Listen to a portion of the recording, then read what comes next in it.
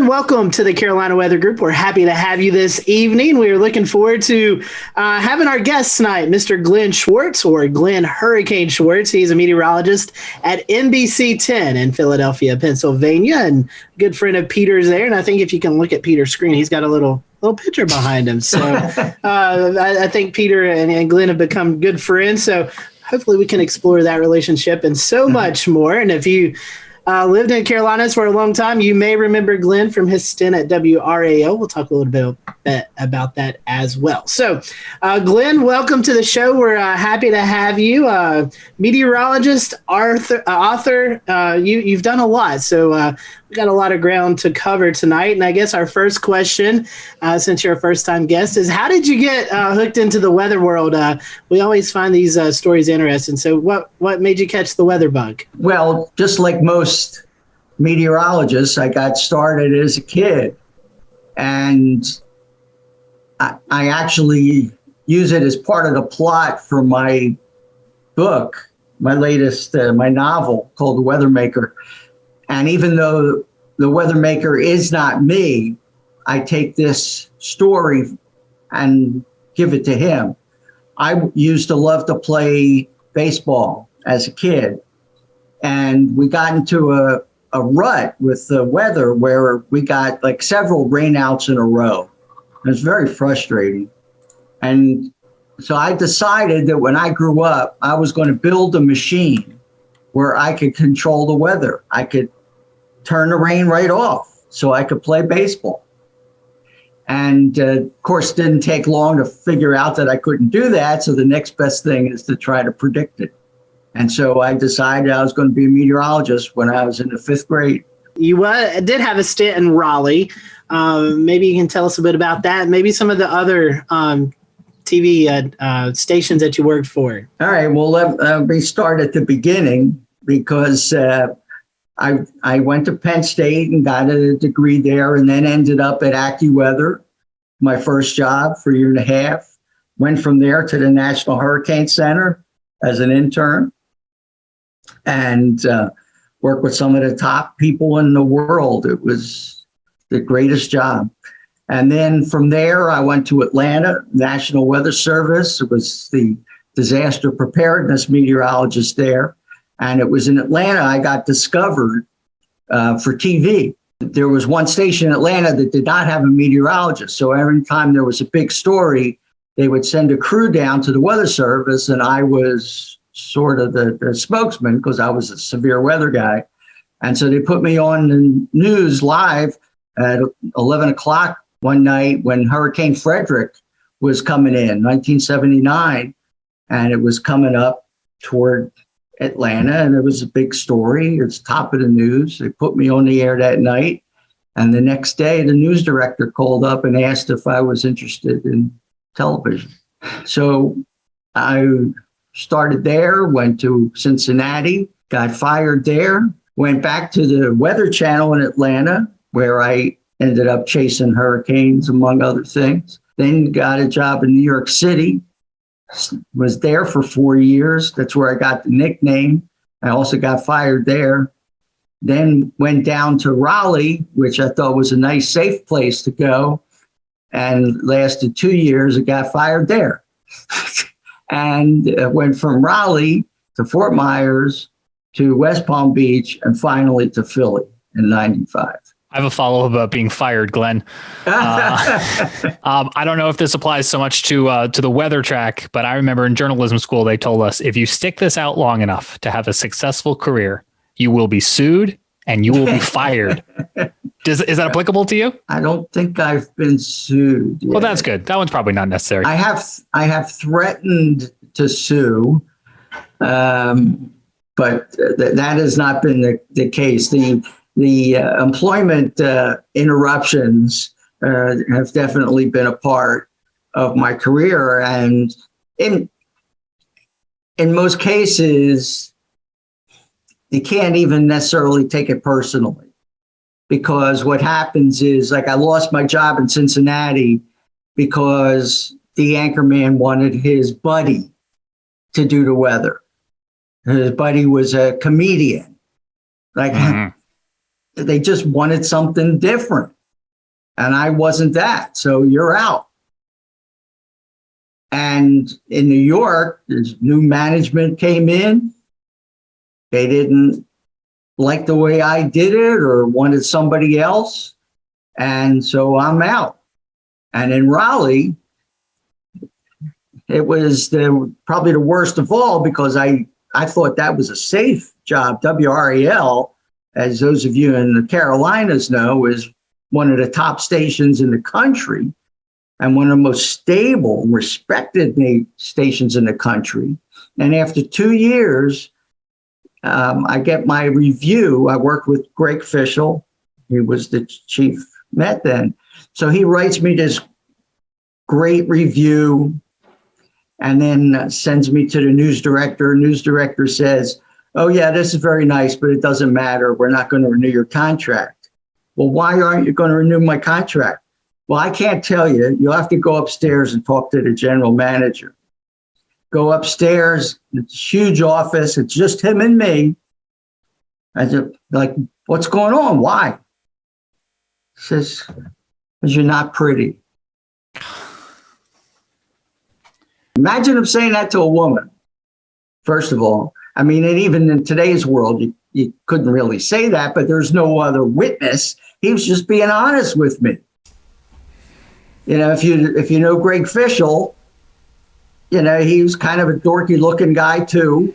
And hey, you know, we can have one dork and that's it. You know, that's our quota. So that's why I was out of a job there. Now I know why I'm not hearing back from any of the TV jobs I'm applying for. Well, Glenn, Hurricane Atlanta was certainly a beginning for you, but later on you went on to cover Hurricane Andrew. And I know we discussed this briefly before the show, but we would love to hear your story on just how crazy it was to get thrown right into that situation. Yeah, well, that was when I was in Raleigh. I had gotten removed from my job a few months earlier, having a hard time getting employed again. I was even considering going back to the Weather Service. And then one day I get a call from my best friend who was the top meteorologist in Fort Myers, Florida, and says, hey, you want to work a hurricane? Because Hurricane Andrew is coming and it's going to be a big deal, big story, and we need some help. So they flew me down to Fort Myers. I get off the plane. His wife picks me up, takes me to the studio, and I'm on the air for 30 straight hours. And then after that, they offered me a full-time job. So what's the hardest part of being on air for 30 hours? I don't think any of our viewers or even myself know what that's like. Yeah. Well, I mean, I wasn't in front of the camera for 30 hours. There were times where, you know, we're off to the side. We were also doing radio at the same time. They have the top radio station in town. And there's no place to rest. So I would literally lay down on the floor to rest every once in a while. But the adrenaline that goes on with a hurricane is so powerful. And we've spent our whole lives dedicated to this. And this is our Super Bowl. We're not going to get tired. We're not going to let our voice cracking stop us. The boss wants to give you a break. And, you know, this happened to me once years later in Philadelphia, where the news director came and he wanted to take me off the air. He says, you need some rest. I said, I'll rest when I'm dead.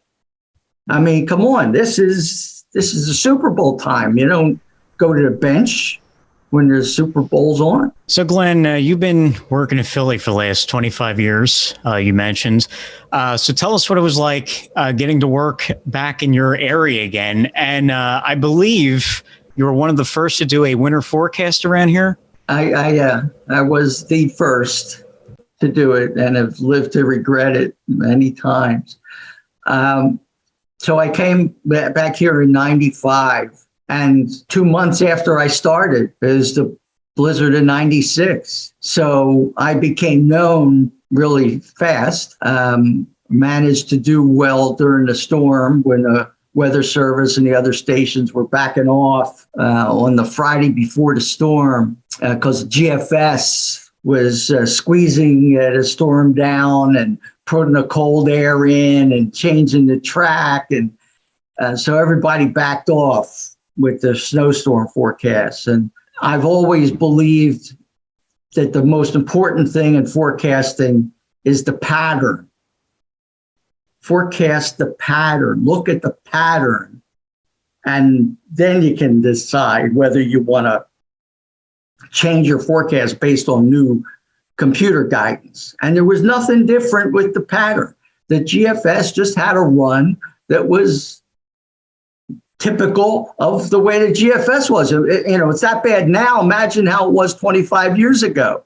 Okay. And so I stayed with the forecast. I said, I still think that it's going to be a big storm. We got 30 inches of snow that we still haven't beaten.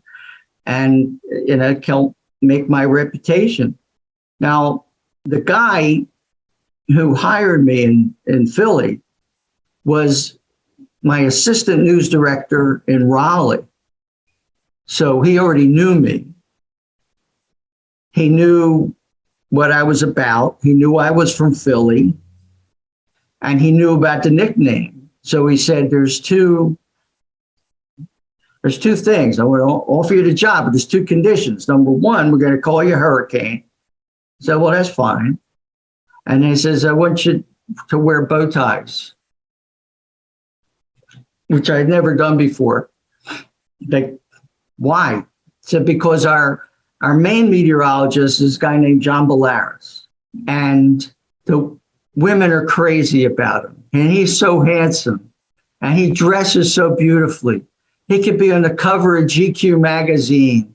I picture you as the anti-Bellaris.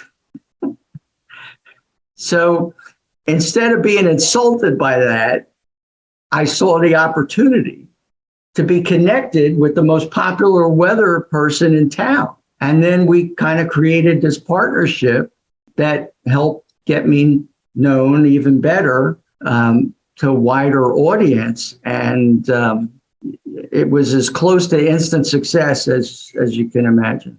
What do you think are the most important differences between each of those stops in your career, especially the television locations, the television jobs? Obviously, the weather is different.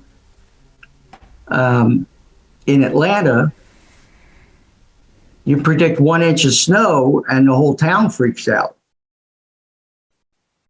So you got to be really careful with what you're predicting. That's one of the reasons, actually, that I wanted to get into television, because this guy that was on that station I was talking about that didn't have a real meteorologist, there's one day, I was with the weather service. I made the forecast. He would take my forecast and then butcher it on the air. And I'd be watching the news and yelling at the screen and throwing things at the TV. And one day I had predicted a 30% chance of some flurries, let's say.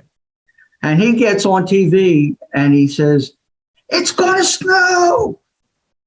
And so the whole town goes crazy. I'm throwing stuff at the TV. Like, that's not my forecast. I did not say that.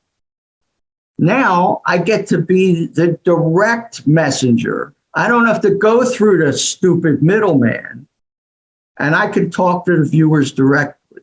So that's the best thing about television. No middleman.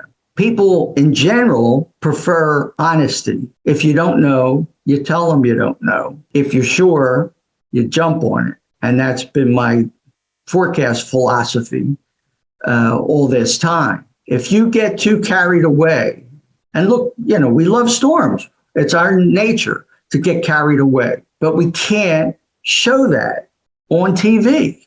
They would not like to see you jump up and down and saying, oh boy, this incredible tornado is coming. You should see the pictures, because we don't become meteorologists for sunny days. We become meteorologists because of the storms and the severe weather. That's one of the important things, is to control yourself control your emotions. With the winter forecast, it started in 97 when I saw this huge El Nino developing, and I had read enough to know the theory about how that could affect the winter. And I went on TV and I talked about it, and I predicted a winter with hardly any snow and exceptionally warm. And that's what happened. And from then on, people wanted a winter forecast every year, no matter how hard it would be or how conflicting the signals would be. You got to do it. And then once I did it, and the ratings would go up, because we would do it in November during the ratings month, we get this big spike in the ratings. So then the competition has to do it. And then they make a big deal out of it. And so it's like everybody's doing their own winter forecast, and it became this monster that got out of control, really, over the years. But I still had to keep doing it every year. Glenn, those winter forecasts are widely shared on social media by a number of meteorologists nowadays. What is your opinion on social media and its role in communicating the weather? Yeah, well, obviously, if social media was around when I was younger, when I was a teenager, I'd be as guilty as a lot of the current teenagers are who love weather. And like I said, you're excited about it. Now you're going to put up a 384-hour GFS showing this monster storm off the coast. I can't blame anybody for doing that, because I probably would have done the same thing if I was 15 and excited about storms like that.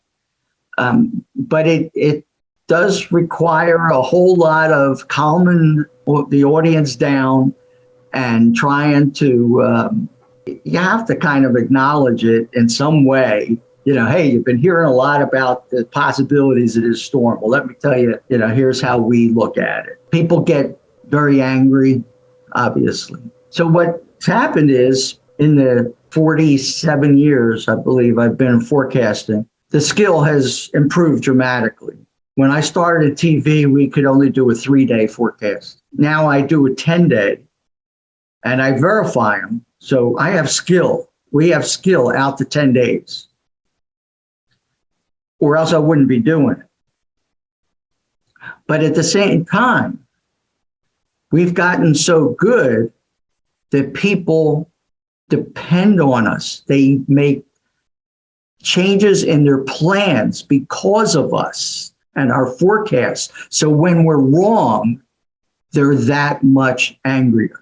Back when I started, if I would say there's going to be snow 5 days from now, they'd go, yeah, sure. And then not expect it to happen. And then when it didn't happen, nobody's mad. Now, if you say that, they're expecting that snow. How much? It's 5 days ahead of time. I want to know how much. If you're not going to tell me, I'll get it from somebody else who will. It doesn't matter. I want information. And so you're always having a conflict over how far you want to go, or you can go, based on the science, while the pressure is coming from the public, the pressure is coming from your management, the pressure is coming from the promotional people. And so that's where, it gets a little tricky, and it's not pure science anymore. You teased us a little bit earlier about writing a book called The Weather Maker. So can you tell us a little bit about that and what, okay. You kind of told us the inspiration, but kind of what it all went into it. All right, this is it. And I hope all of you will order one. You can get them on Amazon or through the publisher, Sunbury Press. So I wrote a book, or co-authored a book in 2003 called the Philadelphia Area Weather Book, nonfiction, with Dr. John Neese from Penn State. And it was very well received. We got an award for the best weather book in the country that year for the AMS. But and they don't sell a whole lot of books, made about $1.50 out of it. And you don't reach a wide audience. And I went several years, and then I was talking to a friend of mine one day at lunch about the book and how, it didn't really sell very well. He said, well, why don't you write fiction? And that night, I got the idea for this book. Now, there may be like a time warp here.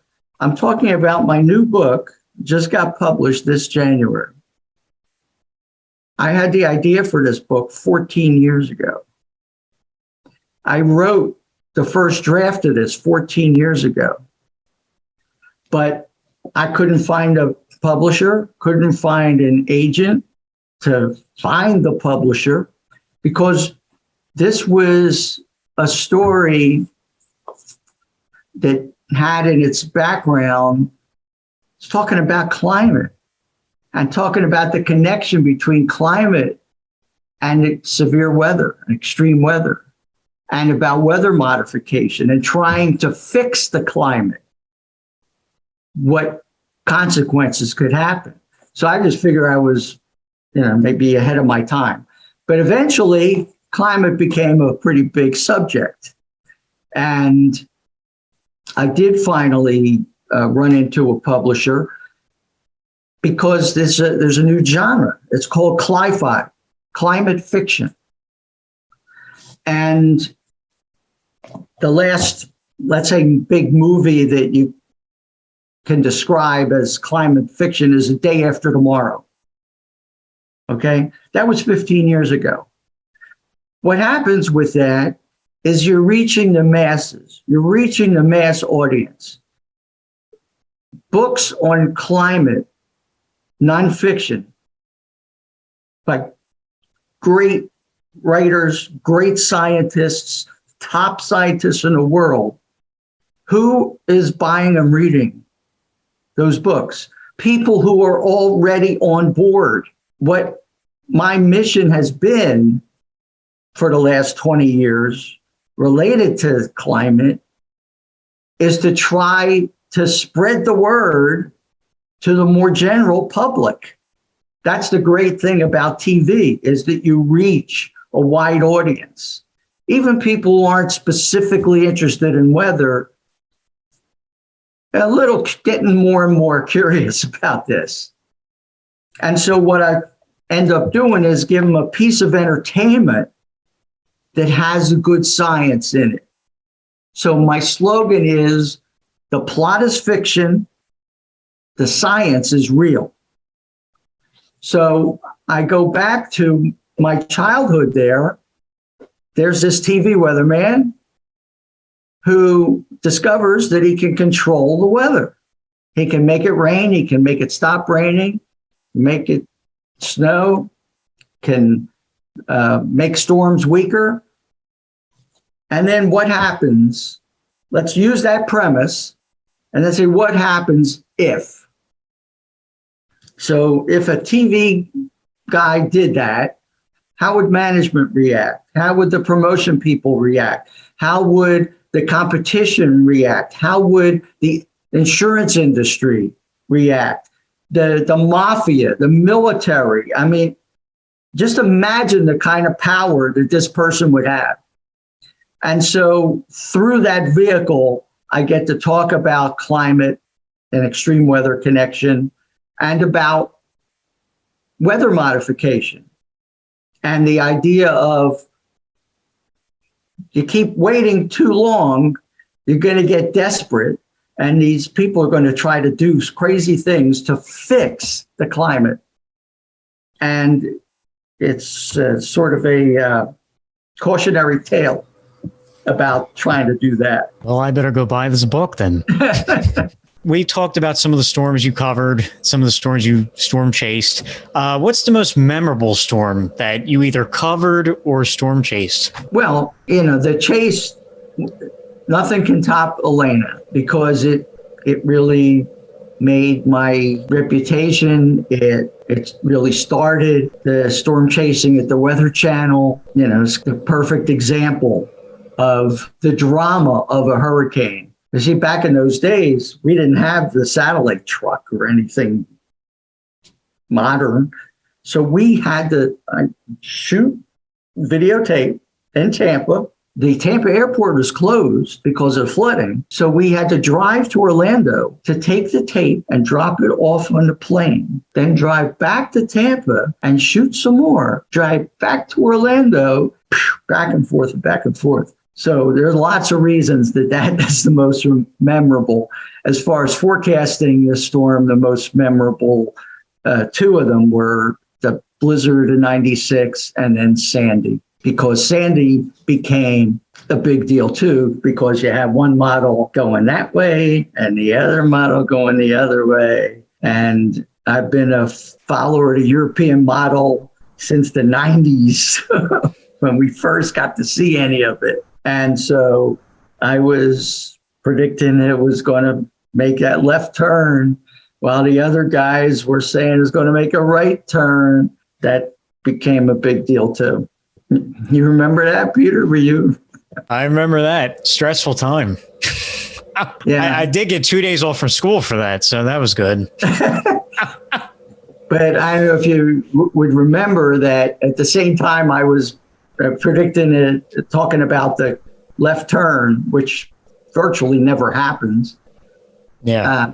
Our competitors were not only predicting the opposite on TV, but were criticizing me on social media for hyping the storm. And so it's another reason to remember that. You were talking about the competing stations kind of calling you. How did you process that? I mean, I know in the weather industry, our main goal is to make sure that those who are watching and listening are safe. That's what we want.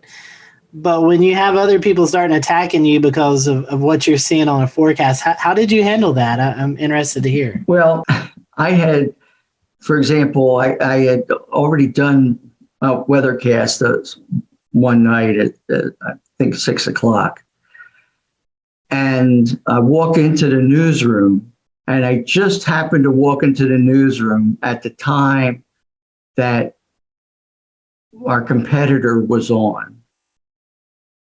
And saying on TV, no hype, just right. And I was just flabbergasted that somebody, not that there would be criticism, but that somebody could be so sure that the European model was going to be wrong. Because once again, the pattern, the weather pattern, approved of that solution.